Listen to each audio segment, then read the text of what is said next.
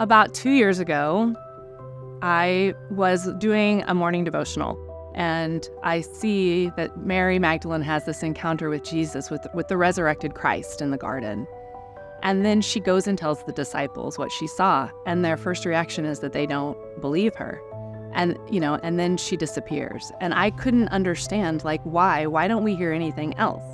So I started to have this kind of fascination with her, where did she go? And at the same time, I was planning a trip with my girlfriend, Jen Goebel. We were going to France. And as I'm learning more about Mary Magdalene, I'm learning there's a mythology around her in France. So we kind of found ourselves on this accidental pilgrimage, moving through France, learning about her, and ending up in a cave in the mountainous region of Provence. And when we entered this cave, we both had this kind of emotional reaction that was completely unexpected. And it has really become, for both of us, one of the most profound spiritual experiences that we've had in our life. The name Magdalene is Aramaic for tower.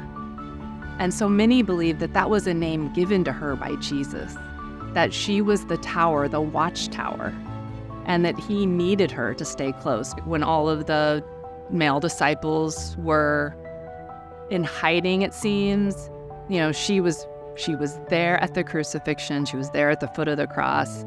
She was there at the burial. She was there in the garden. It was really important to that story to show that she never left. And I think that she was so strong in her name of being the tower that it never occurred to her to leave. When I think of Mary Magdalene and this idea of the name the tower, I think of this vertical access to God. And I kind of almost contrast that with Peter, who was given the name rock, which I think of this foundational, horizontal access. And you need both, right? You need both. You need the vertical and the horizontal. We have the image of that in the cross. And so for me, she just completes the picture.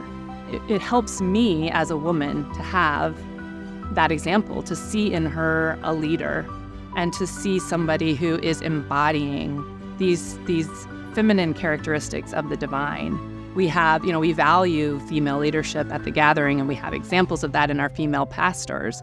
But so often in church, the divine feminine is absent. And it can be hard for women to find a way to connect when all of the language is male language. So she kind of gives another access point, I think, for me, and one that's been really, really meaningful and powerful, and that actually has helped strengthen my faith.